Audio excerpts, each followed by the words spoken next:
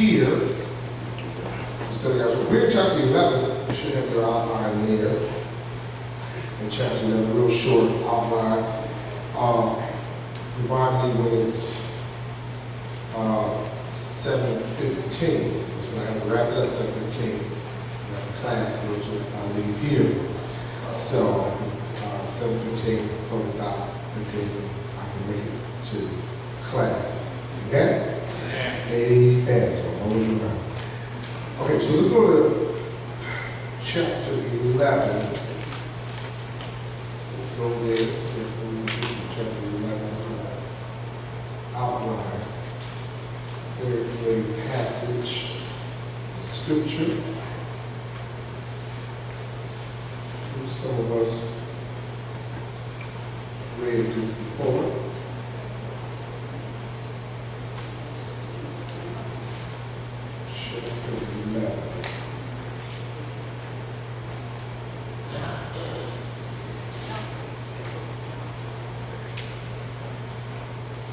Numbers. Yeah.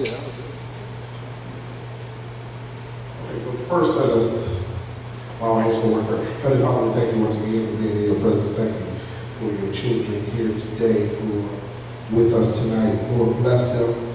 Thank you for allowing them to make it tonight. Bless those who wanted to make it but just could not make it. Lord, open up our spiritual understanding that we may receive from you your word, a blessing, a message to learn, to stay on the battlefield a little while longer while you have us down here. Father, use us for your service. In Jesus' name, amen. All right, chapter 11. Now we're in chapter 11 of Numbers. And if you want a title, give this chapter title just real simply, Stop Complaining. That's what it is. Stop complaining. That's what this whole chapter is about. I'll tell you a little joke. Due to an accident, a minister had to have all of his remaining teeth pulled out. All right? And a set of new dentures were made for him. So the first Sunday he preached after this happened, he only preached 10 minutes. Second Sunday after this happened, he preached 20 minutes.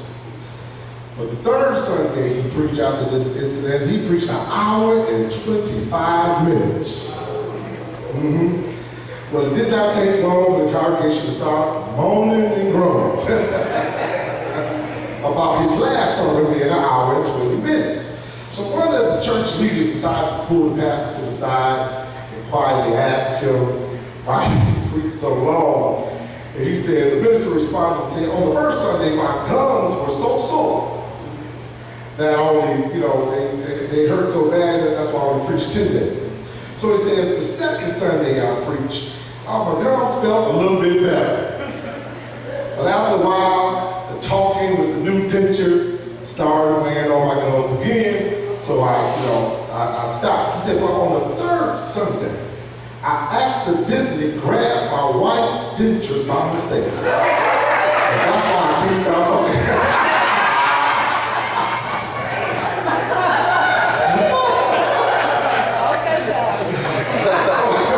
People always gonna find something to complain about, right? They will always find something to complain about. We moan about the weather, right? It's too hot. It's too cold. It's too windy. It's too wet, it's too dry. In fact, some people literally moan about just everything. Amen. They can't find nothing good about nothing. We live in the most indulged society ever, and all people want to do is complain. That's all they want to do. They just want to be disgruntled society, right? It seems to me that the more we have, the more we complain. Isn't that something? That's what this chapter is about. The people in the book of Numbers, chapter 11, the Israelites, they are complainers. And there are people who are complaining and grumbling. Do they complain and grumble without a reason? Some people say no. They had their reason. To me, they had their reason to celebrate more than complain. Israel, that is. Israel had more to thank God for than to complain. To me, they had nothing to complain. And if you don't remember, let's go back down memory lane to see what they had to be thankful for. Remember, they were in slavery. God used Moses to deliver them out of Egypt. Watch this. Well, out of the 10 plagues, they were delivered from that. Then they crossed the Red Sea on dry ground. Then when they got over to that, God still gave them water. Moses hit the rock. Remember, God told him to hit the rock. The water came out. Second time told him to speak to the rock. But Moses was so mad because they were complaining about they didn't have any water the next 2 days. He hit the rock again. And he was penalized for that as well. So once again, they had nothing to complain about. When hunger came, God fed them. When they got thirsty, God gave them something to drink. Not only that, furthermore, God's people were about to enter the promised land, right? When they were about to enter the promised land, God got rid of all their enemies. What is it that they had to complain about? Absolutely nothing. Exodus chapter 23, verse 28 tells you that. They would live in cities. Y'all hear this phrase all the time. They would live in cities they did not build. They're going to find homes they did not furnish. They drank water from wells they did not dig. They ate fruit from orchards they did not plant. That's how blessed they were. But instead of whining, they should have been singing, shouting, and thanking God for everything they have. I think we can say the same thing today. We should not be complaining and whining and crying. We should be thankful too, right? And of the whole chapter, this chapter is about complaining and why we should not complain. Keep in mind, it was only a 3-day journey to get from where they were to the promised land. So where were they? They were right there. Remember, after they crossed the Red Sea, they in Mount Sinai. From Mount Sinai to the promised land was 3 days. And they complained about that 3-day journey. They probably complained every day, all 3 days. As a matter of fact, when they finally made it to the promised land, to the border of the promised land, remember, Moses sent out those 12 spies.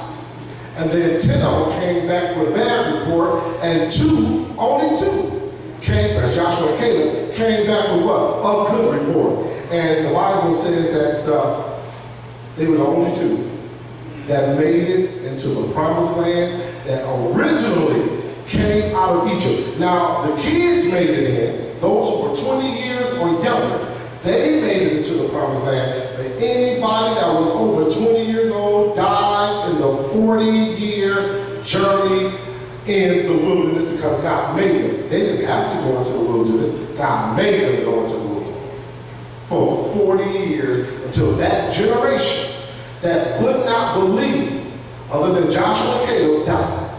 Every last one of them. So the only two people that were originally made it from Egypt, that were older, that were over 21, because at the time that Moses crossed the Red Sea, Joshua was about 40. Around that time, he was young at that time. By the time he gets to the promised land, he's 80 years old. He's an old man. But here at Caleb, they were the only two to make it in. So once again, we're going to learn about complaining why we should not complain like the Hebrew people. There was a preacher by the name of Will Bowen. He made this quote. He said this: complaining is like having bad breath. You notice it when it comes out of somebody else's mouth, but you don't notice it when it comes out of your mouth.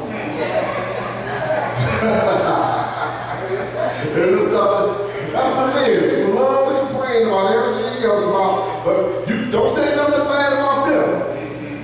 Don't make any criticisms about them because they don't like it. People don't like to be criticized. One obvious lesson that jumps out of these verses is this, and we need to say this every day. I am not a complainer. I am a thanksgiver. You got to say that every day. We got to say in ourselves, we won't complain, we're going to give thanks. Right? So what should we be thankful for? Let me give you a few things we should be thankful for. You can say, I'm thankful for paying my taxes because it means I'm employed. I'm thankful for the clothes that fit me too snug because it means I have enough to eat. I'm thankful for my shadow who watches me at work because it means that I'm out in the sunshine. I'm thankful that the lawn that needs mowing, the window needs fixing, and the windows need cleaning, and the gutters need fixing. Why? Because I have a home. I'm thankful for the spot I had find in the far end of the parking lot. Why? Because it means I am capable of walking. I'm thankful. I'm thankful for my huge heating bill because it means I'm warm. I'm thankful, right? For all the complaining I hear about our government because it means we have freedom of speech. I'm thankful for the lady behind me in church who sings off key because it means I can hear, right? I'm thankful for the piles of laundry and ironing that I have to do because it means my loved ones are nearby. I'm thankful for the alarm that goes off early in the morning because it means that I'm alive. I'm thankful for the weariness and aching muscles at the end of the day because it means that I had a productive day. What that transition means, now you can see you are a thanksgiver. You're not a complainer. Don't complain about your problems. Be thankful for what you have. I think I told you this before. Always remember, if somebody want to complain, anytime somebody comes up to you and complain about something, tell them this: it could be worse. Just tell them that. It could have been worse. I told you about that, the joke about the preacher, right? The preacher would preach it. Every time he preach, he would always throw this point out. It could have been worse. So some of the members again wanted to complain. They got upset with him. And they said, I'm gonna talk to the pastor about saying it could be worse. So they went to the pastor, wanted somebody did, talk to him, said, Pastor, how come you always say it could be worse? Every time we complain about something. He said, well, because it could have been worse. He said, well, Pastor, I just disagree with you that it could have been worse. He said, so you need to tell me, Pastor, that if I had a dream last night that I died and went to hell, then you mean it would have been worse? He said, yes, it could have been worse. I said, what's worse about dreaming? That you're going to die and go to hell? He said, you could have died and went to hell. That's the issue. It could be worse, right? Moses had three problems in this chapter. Here's his three problems. The problem Moses experienced, that's verse 1 through 10. And we're going to look at that. Let's look at the first one. The problem Moses experienced, verse 1 through 10. So let's go there. The problems he experienced. Numbers, the first 10 verses. It says this. Let me go to these Numbers. Chapter 11. Numbers chapter 11. First 10 verses. Now when the people complained, it displeased the Lord, for the Lord heard it, and his anger was aroused. So the fire of the Lord burned among them and consumed some in the outskirts of the camp. Then the people cried out to Moses, and when Moses prayed to the Lord, the fire was quenched. So he called the name of the place Terah, because the fire of the Lord had burned among them. Verse 4, now the mixed multitude who were among them yielded to intense cravings. So the children of Israel also wept again and said, who will give us meat to eat? We remember the fish which we ate freely in Egypt, the cucumbers, the melons, the leeks, the onions, and the garlic. Verse 6, but now our whole being is dried up. There is nothing at all except this manna before our eyes. Verse 7, now the manna was like coriander seed, and its color like the color of beldam. Verse 8, the people went about and gathered it around it, all milestones, or beat it in the mortar, cooked it in the pans, and made cakes of it, and its taste was like the taste of pastry prepared with oil. Verse 9, and when the dew fell on the camp in the night, the manna fell on it. Verse 10, then Moses heard the people weeping throughout their families, everyone at the door of his tent, and the anger of the Lord was greatly aroused. Moses also was displeased. Wait a minute, God gave them manna and they still complain? They were still complaining. For more than 20 years, there was a professor by the name of Edward R. Neely. He used to start his class off with, especially with his new students, he'll put up two figures on the blackboard. He'll put up a number 4 and a number 2. Then he would ask the students, what's the solution? So all these answers start flying. One student said 6. Then another student said 2. You know, 4 plus 2 is 6, 4 minus 2, right? 2. Then another people shouted 8. 2 times 4 is 8, right? But the teacher shook his head negatively and said, all of y'all wrong. All the answers was wrong. Then the professor told him this. All of you failed to ask the key question, what's the problem? You're so quick to give me the solution, but you don't even know what the problem is, right? So listen, gentlemen, unless you know, he said this to them, unless you know what the problem is, you cannot possibly find the answer. This teacher knew that in law, as in everyday life, too much time is spent trying to solve the wrong problem. You need to know what the problem is first before you can give an answer, right? So let's identify Moses' problem. In fact, there are 3 things. First, Moses faced a people problem. We already read the verses. That's verse 1 through 3. We read those verses. So I'll give you a quote from Mark Twain. Mark Twain said this about people. The more I learn about people, the more I like my dog. And as we have already noted that these Hebrew people, they were complainers. They were never satisfied about anything. And that's why we think that they're called the children of God, or Israelites, the children. He always called them the children of Israel. Why? Because 9 times out of 10, they act like children. 9 times out of 10, they were complainers. They had a childish mindset. They were always murmuring. They were always complaining. They were always telling Moses, we're not satisfied. But guess what? That's just like us today. It seems like people are never satisfied. We can't satisfy anybody. If you just watch TV, watch the news, watch any show, you'll see people always talk about what they don't have, and they're trying to complain and murmur about what they should have. And especially this new generation, the young people today, they are more people who got their hands out and say, you owe me this, instead of working for anything. Nobody wants to work for anything anymore. Nobody wants to work hard to earn a living. They want somebody just to give them everything. And that's the problem. So when you do that, you become a what? Complainer. Now things good. Here's the second problem. Moses had a second problem. We read these verses too, verse 4 through 9. His second problem was this. Moses faced a provision problem. A provision problem. How am I going to feed these people? We saw how God fed them through 4 through 9. He gave them what? Manna. Now manna, the name manna, is a Hebrew word. You know what it means? You write this down next to it. It means stuff. That's all it means, stuff. They didn't know what it was. They just called this stuff that God allowed to fall on the ground. It was like a bready type thing. You can make cakes. I would put some oil on it, make some bread, little cakes. Tastes like little honey.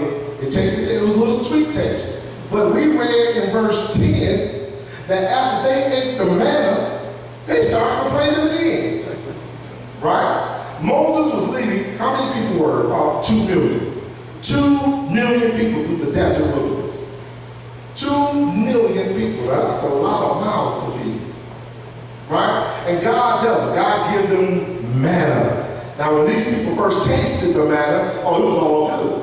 But then, now God said, you gotta eat this every day.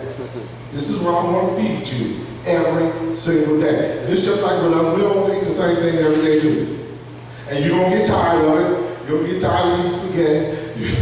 You're gonna get tired of eating soup. Some people you'll get tired of eating bread and cheese. And some people are gonna complain, but if that's all you got, why complain, right? But the sheer regularity of it made them sick of it. Now, I don't know about you, we got this phrase that We hear in the streets all the time, people say beggars can't be choosy. And we say that all the time. So how is the beggar going to complain? You don't have nothing to eat, but you going to complain about what I give you to eat. It's a gift. God is giving them. They don't have to work for it. Listen, in other words, they made manna waffles. They made manna burgers. They made manna bagels. They filleted the manna. They made manna bread. They tried to make that thing work every which way, but they finally got tired of it. We are tired of eating this bread. We want something else. Once again, we complain until we say, God, give me something else. God, don't feed him again. He's going to give him something else. There's an old Arab proverb that says this: I complained because I had no shoes until I met a man who had no feet. Yeah, we always complain. We always complain about everything that we should not. Now, they might not have had the variation of food. Yes, we get tired of eating the same thing. But guess what? That's all they had. God said, he didn't say he's going to provide you with everything you want, but I will provide you with everything you need. And I think Paul said it this way. He says, be content with everything that God has given you. No matter what state you're in, whether you're poor, whether you're rich, he says, be content in whatever state that you're in. It seems like we are not content. Now, being content means this. It doesn't mean that you want to be right there in that place to heaven. So let's say I am poor and I'm on assistance and I'm getting food stamps. Being content means, it doesn't mean that God wants me to have the mindset to always be on food stamps. It means this: Eli, I want you to be content until I move you, until I elevate you, until I help you get the job so you can come off the food stamps. But it doesn't mean to say, Eli, stay on food stamps for 20 years, and then you teach your kids and your daughters to stay on it for another 20, and then you teach your grandkids. No, he didn't say that. He said that. He says, be content until God elevates you, meaning this: you got to always be ready when God is ready to elevate you. Notice this in verse 4 through 6. I'm going to read it again. It says this: the rabble with them began to crave other food. And again, the Israelites started wailing and said, if only we had meat to eat. Verse 5, we remember, okay, watch this. We remember the fish we ate in Egypt at no cost. Also the cucumbers, the melons, the leeks, the onions, and the garlic. Verse 6, but now we have lost our appetite. We never see anything but this manna, this stuff. That's all we see every day. So watch this. They compared their freedom, the thing that God gave them, they compared it to slavery. They said, we had it good in slavery when it was free. They said, at no cost. At least we had fish to eat. I know we were slaves, but at least we had fish to eat. Isn't that something? They'd rather be caught up in slavery to eat what Egyptians were eating than to wait on God to bless them to get to the promised land. And did you know, and this is our problem too, they weren't going to be in that situation always. God was working it out, right? God was pushing them through. God was helping them make it across. But once again, we are not what? Patient. We won't be patient with them. Don't miss those 3 words in verse 5. At no cost. Look like they just wanted something for nothing. And I think some people feel that same way today. I don't understand how, I remember when I was working in the plant, and people were getting upset because I think the pay we were making at that time, maybe $8 an hour, probably get about $8 an hour in the plant. So people were complaining about minimum wage at that time, and it should go up. And then we were talking, and we had a conversation, and somebody said, you know, there's a lot of people out there that don't have jobs. I wonder why they won't come out here to the plant, because we were hiring. It was kind of hard to get people to take the jobs that we had. And somebody said this: do you know people get used to the situation they live in? They get complacent, and it's not that it's better, it's not that they don't want better, but you can get used to where you are. You can be used to not having nothing. Yeah, you can be used to your front lawn being dirt. That's always been dirt. I ain't gonna put no grass down there. It's always been this way. People get used to that, and then when they see something different, oh, it can look nice. Yes, it can. There is a change. So the thing with Israel and the thing with us, that's why I love this lesson, it's so relatable to us because once again, we got to begin to see the blessings that God has given us down through the years. Even if we get sick, we can't get mad at God. You know, when we start getting 50, 60, and 70, bodies start breaking down. You start moving slower, right? We still can't get mad at God because guess what? You still here. Even in your health issues or your financial issues, you are still here. And watch this. Israel forgot this. They forgot what cost that God had to go through to get them out of Egypt. They forgot how bad. See, they're talking about how good the food was, but they forgot how bad it was too. They forgot, this is what they forgot when they was in Egypt. They forgot that it was Egypt that killed the firstborn boys. Y'all remember that? They forgot that they were thrown into the Nile River, all them boys. And the little girl, took her little baby brother Moses and hid him, right? Till they couldn't hide him no more, and then they had to push him down the Nile River. They didn't know what God knew what was going to happen to the baby, but they didn't. They were just trying to protect him. They forgot the kind of lives they were living when Pharaoh said, now I want you to make bricks without straw. Oh, they forgot about that. They worried about the melons and the onions in the garden. We was talking about this today at work. Y'all will crack up about this. Y'all say, oh, that's so true. What is going on with this Popeye's chicken?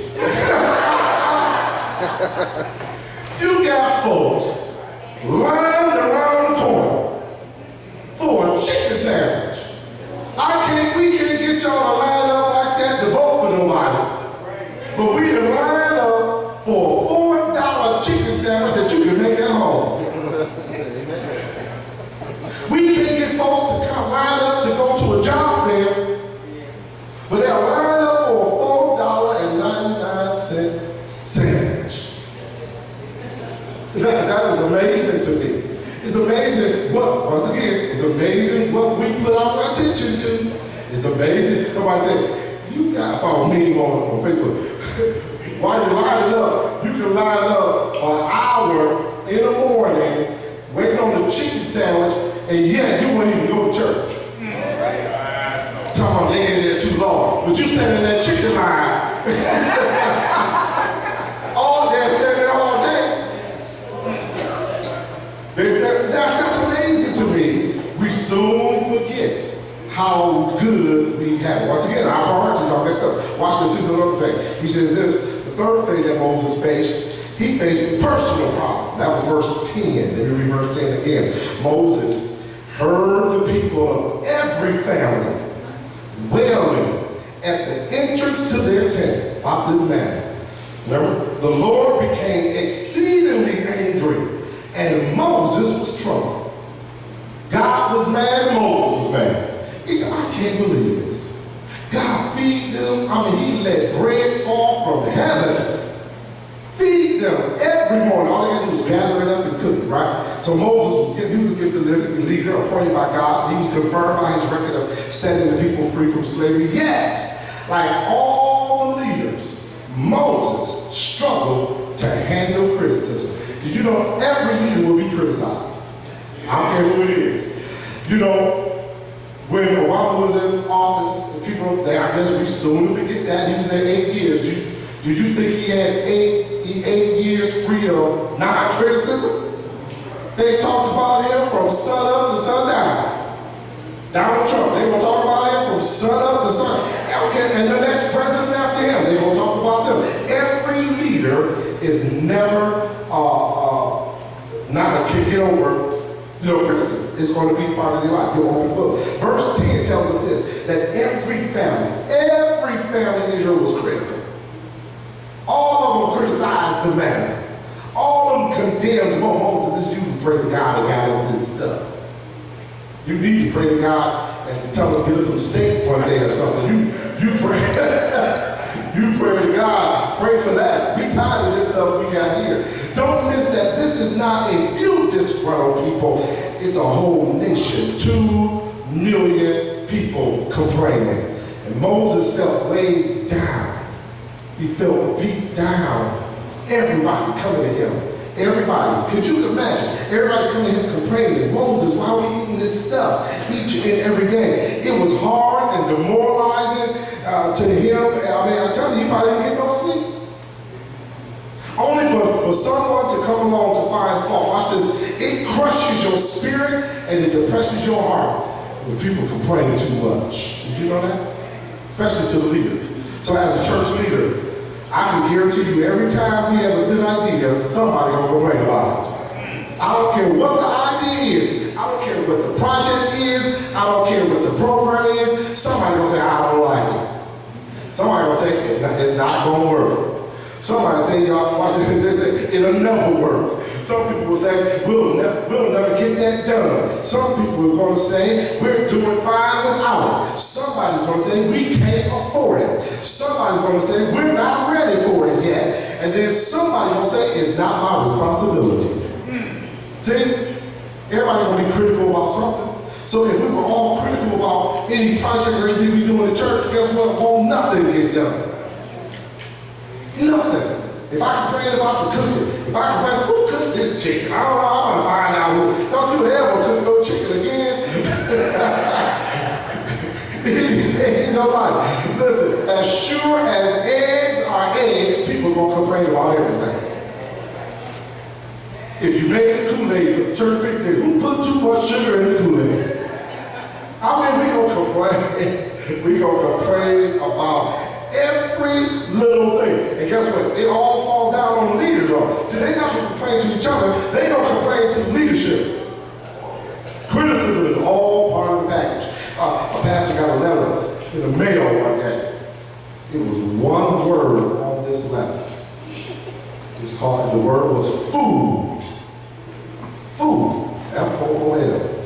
So the pastor got up that Sunday, told the congregation, I got this letter in the mail. And he said, I got letters before of criticism over the years, but this is the first time I got a letter where the person signed their name without the letter.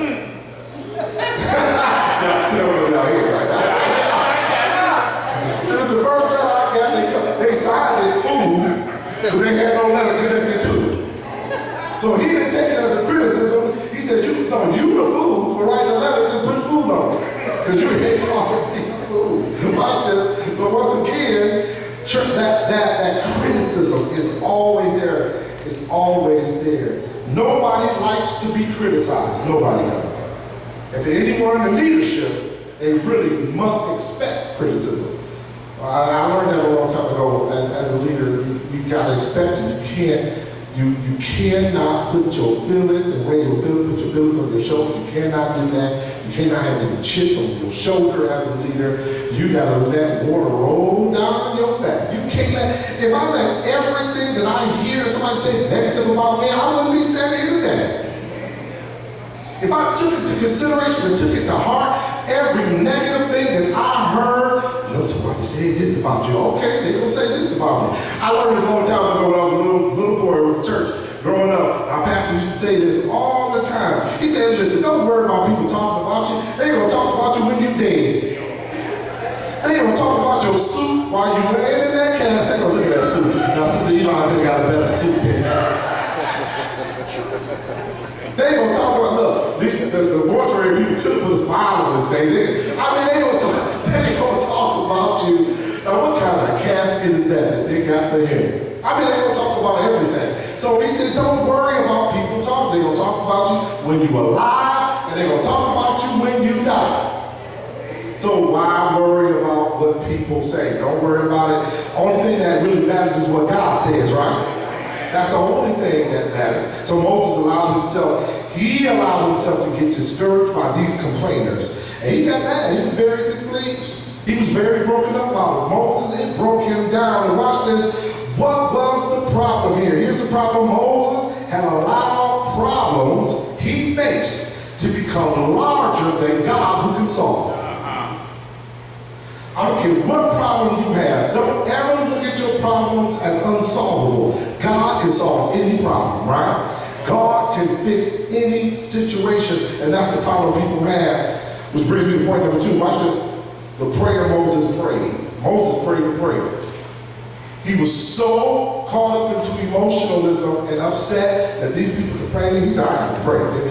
I got to pray. Let's see what he prayed. This is verse 11 through 15. This is the prayer of Moses after he saw these people complain about this manna. And it says this. So Moses, verse 11. So Moses said to the Lord, why have you afflicted your servant? And why have I not found favor in your sight that you have laid the burden of all these people on me? Verse 12, did I conceive all these people? did I beget them that you should say to me, carry them in your bosom as a guardian carries a nursing child to the land which you swore to their fathers? Verse 13, where am I to get meat to give to all these people? For they weep all over me, saying, give us meat that we may eat. Verse 14, I am not able to bear all these people alone, because the burden is too heavy for me. Verse 15, if you treat me like this, please kill me here and now. He's already dead. If I have found favor in your sight, and do not let me see my wretchedness. Moses was so upset. And he said, Lord, if you don't fix it, you just might as well kill me now. Because if you don't kill me, they're going to kill me. Lord, kill me. I'm so upset about this situation. He thought that God did this to him on purpose. And he got to understand, we all going to face some calamity in some situation. And it's not that God is doing anything to us. Remember this, and we said this several times before as well. Remember, it's not about what you are going through. It's about how you handle what you go through. That's what it's about. So, because all of us are going to go through something. But what is your motive? What is your emotion? What are you going through? What is your emotions while you're going through what you're going through? Are you putting your trust in God, or are you like Moses in this situation? You're going to complain to God, Lord, why you put all this burden on me? No, see, number one, we always got to remember. Now, by this time, Moses is an old man. We already know this. By the time he gets to the wilderness, he's already 80 before they start the wilderness, right? He was 120 when they made it to the promised land. He didn't get a chance to go over. He was just able to go to the mountain. So he was 80 years old when they left Egypt. He was 80. Now, you would think that Moses, out of all these years, would have the experience of remembering what God had did for him previous in his years, right? How God had blessed him. So always remember this, when we're feeling down and feel like giving up, watch this, always remember the last blessings that God already blessed you with. Amen. And keep bringing that up so you can get happy again. Moses is broken down. He said, Lord, you just might as well kill me. Notice how he described himself in verse 12. He said, as a father attempting to nurse a child. He knew that he had no ability to provide meat for 2 million people. God, help me. Wow, complete the following phrases. I want you to complete the following phrases that I give you. I am ready to throw in the... I am at the end of I am just a bundle of... I am at my wits' end. I am in over my head. Moses, is that a breaking point? all those were true about him. He was just ready to give up. Moses had come to the place he was ready to offer his resignation. Listen, you can have this. Y'all can have all this. I'm just tired, sick and tired of people complaining every single time. But Moses had reached the end of his rope. But guess what? he knows that only God can fix his problem. Moses was about to learn a great lesson. Let's see what lesson he's about to learn. Let's look at verses 16 to the end of the chapter. Let me go to it. Let's look at verse 16. I'm going to read verse 16 all the way to the end of the chapter. In verse 16 it says, so the Lord said to Moses, gather to me 70 men of the elders of Israel, whom you know to be the elders of the people and officers over them. Bring them to the tabernacle of meeting, that they may stand there with you. Verse 17, then I will come down and talk with you there. I will take of the spirit that is upon you, and will put the same upon them, and they shall bear the burden of the people with you, that you may not bear it yourself alone. Verse 18, then you shall say to the people, consecrate yourselves for tomorrow, and you shall eat meat, for you have wept in the hearing of the Lord, saying, who will give us meat to eat? For it was well with us in Egypt. Therefore the Lord will give you meat, and you shall eat. Verse 19, you shall eat not only day, nor 2 days, for 5 days, nor 10 days, nor 20 days. Verse 20, but for a whole month, until it comes out of your nostrils and becomes loathsome to you, because you have displeased the Lord who is among you, and have wept before him, saying, why did we ever come up out of Egypt? Verse 21, and Moses said, the people whom I am among are 600,000 men on foot. Yet you have said, I will give them meat, that they may eat for a whole month. Shall flocks and herds be slaughtered for them, to provide enough for them? Or shall all the fish of the sea be gathered together for them, to provide enough for them? And the Lord said to Moses, has the Lord's arm been short? Now you shall see whether what I say will happen to you or not. 24, so Moses went out and told the people the words of the Lord, and he gathered the 70 men of the elders of the people, and placed them around the tabernacle. Then the Lord came down in the cloud, and spoke to him, and took of the spirit that was upon him, and placed the spirit upon the 70 elders. And it happened, when the spirit rested upon them, that they prophesied, although they never did so again. Verse 26, but 2 men had remained in the camp. The name of one was Eldad, and the name of the other was Medad. And the spirit rested upon them. Now they were among those listed, but who had not gone out to the tabernacle, yet they prophesied in the camp. 27, and a young man ran and told Moses and said, Eldad and Medad are prophesying in the camp. Verse 28, so Joshua, the son of Nun, Moses' assistant, one of his choice men, answered and said, Moses, my Lord, forbid them. Verse 29, then Moses said to him, are you zealous for my sake? Oh, that all the Lord's people were prophets, and that the Lord would put his spirit upon them. Verse 30, and Moses returned to the camp, he and the elders of Israel. Verse 31, now a wind went out from the Lord, and it brought quail from the sea, and left them fluttering near the camp, about a day's journey on this side, and about a day's journey on the other side, all around the camp, and about 2 cubits above the surface of the ground. Verse 32, and the people stayed up all that day, all night, and all the next day, and gathered the quail. That's little birds that God let fall for them to eat. He who gathered least gathered 10 homars, and they spread them out for themselves all around the camp. Verse 33, but while the meat was still between their teeth, before it was chewed, the wrath of the Lord was aroused against the people, and the Lord struck the people with a very great plague. 34, so he called the name of that place Kibroth Hattaavah, because there